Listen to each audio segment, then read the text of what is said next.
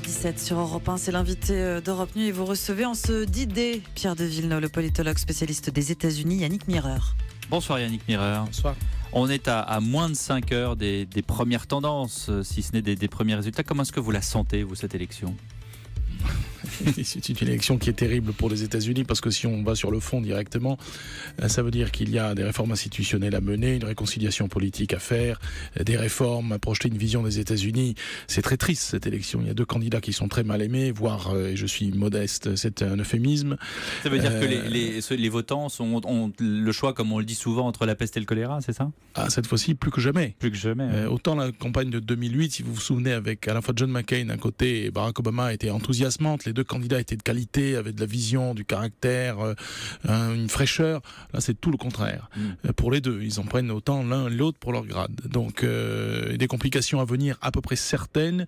Si, dans l'hypothèse, pour revenir à votre question, pour ce qui est dans l'immédiat, la victoire d'Hillary Clinton, qui a pas de quoi sauter sur sa chaise, mais qui est la plus probable et la plus raisonnable, on va dire, advient, et disons qu'elle est aussi souhaitable quand même, si on ne veut pas sauter dans l'inconnu, aura immédiatement de grosses difficultés, pas d'état de grâce, des républicains qui ne lâcheront rien sur les emails, sur la fondation Clinton, sur ses projets publics, puisqu'il est assez peu probable aussi que les démocrates remportent la Chambre des représentants au Congrès. Immédiatement avec une opposition au Congrès. La question est de savoir s'ils vont gagner une majorité ou pas au Sénat, mais ils ne gagneront certainement pas le seuil des 60 sénateurs qui permettent d'aller rapidement, notamment pour la nomination des grands responsables de l'administration publique. Donc il va y avoir une bagarre, une polarisation et un climat délétère qui va demeurer aux États-Unis. C'est ça le plus. Est-ce que ça veut dire qu'en cas de victoire d'Hillary Clinton, Donald Trump a un rôle futur également dans la politique américaine, ou il restera une sorte de chef de file, ou Je pense que comme jusque-là, il improvisera.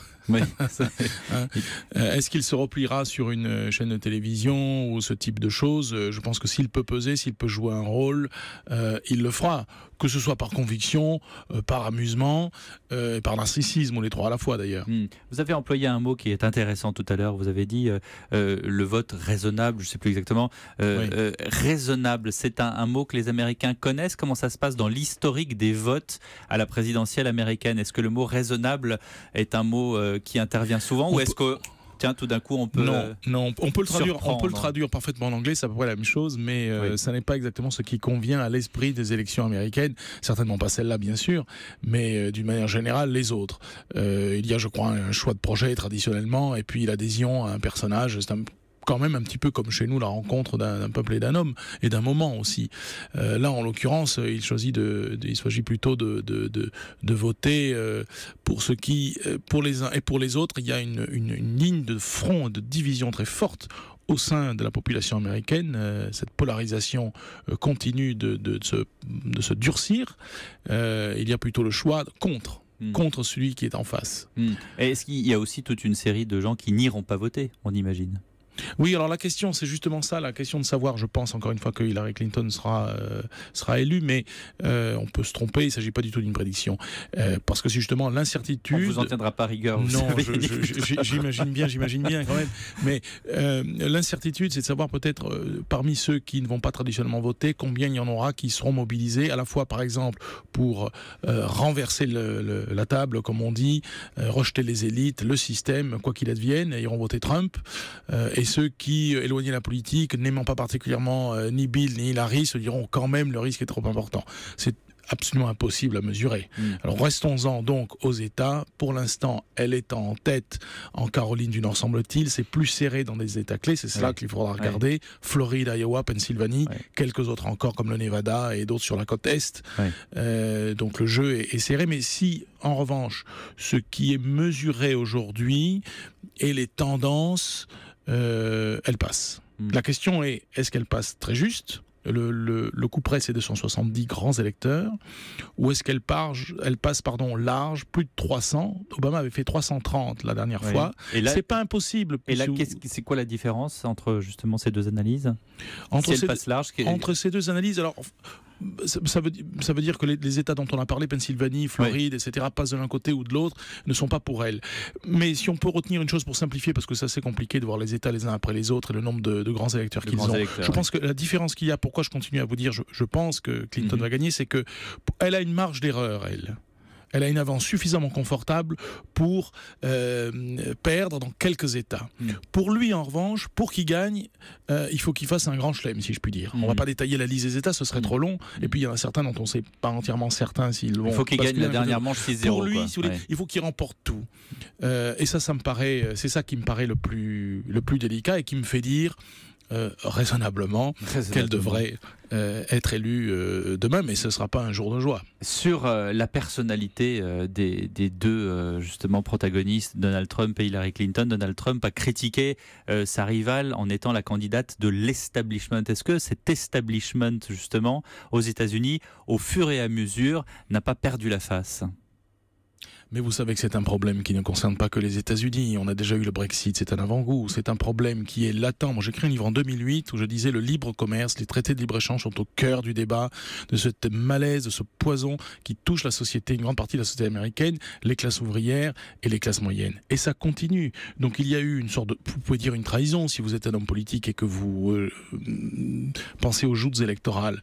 Le fait est qu'il y a eu une négligence, il n'y a pas eu une explication de la transition économique, technologique que les sociétés démocratiques industrialisées traversent. Donc ce sujet, il est vrai, aux États-Unis depuis déjà quelques années, c'est quelque chose qui est latent et qui ne fait que se empirer, et qui a expliqué le fait qu'il y ait des mauvais candidats aussi côté républicain, qui a expliqué ce surgissement absolument phénoménal et inattendu. Si je remonte à 120 ans d'élections américaines rapidement, je vois pas un personnage comparable à Trump. On a eu Ross Perot, etc. Mais là, c'est quand même une dimension vraiment américaine. C'est un peu Las Vegas et Orlando réunis.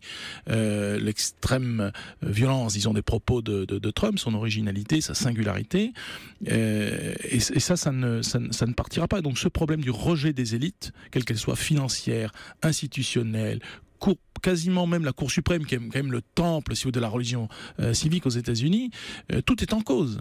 Et je crains malheureusement que si nous ne tirons pas les leçons pour revenir en France et en Europe de ce qui est en train de se passer aux États-Unis et des premières étapes qui pourraient être celles d'une éventuelle présidence démocrate, eh bien nous soyons exposés à des choses comparables, toutes proportions gardées bien sûr, parce que notre histoire politique, notre culture politique n'est pas celle des États-Unis, mais la nécessité d'expliquer les défis identitaires, culturels, économiques et sociaux de la transition mondiale que l'on traverse sont toujours devant nous.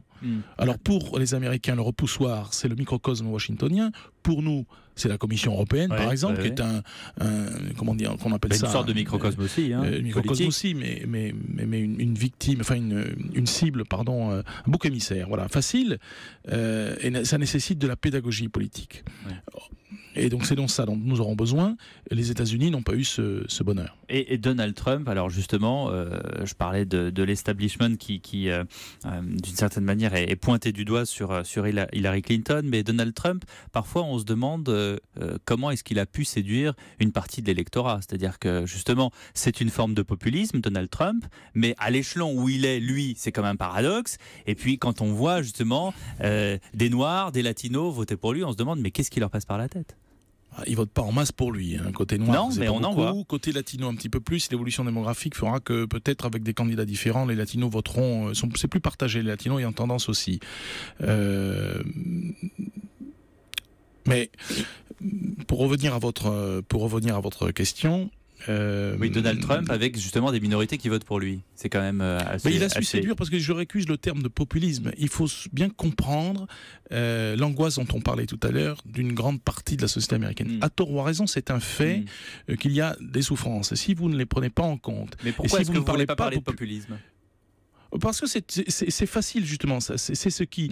passe à côté, c'est ce qui évite les explications, la pédagogie et les propositions qui feraient qu'une grande partie de l'Amérique blanche, ouvrière, celle qui colle à Trump, verrait les choses différemment et ne se porterait pas sur cette solution qui est un petit peu une solution de désespoir que de voter pour Donald Trump. Un vote contre en tout cas, et c'est peut-être justement... Un vote contre les élites et contre les établissements. C'est peut-être la première fois aux États-Unis qu'on a ce vote contre un candidat plutôt que pour un candidat. Ça pourrait être la conclusion. C'est pas la première fois, mais disons que cette fois-ci, il est particulier.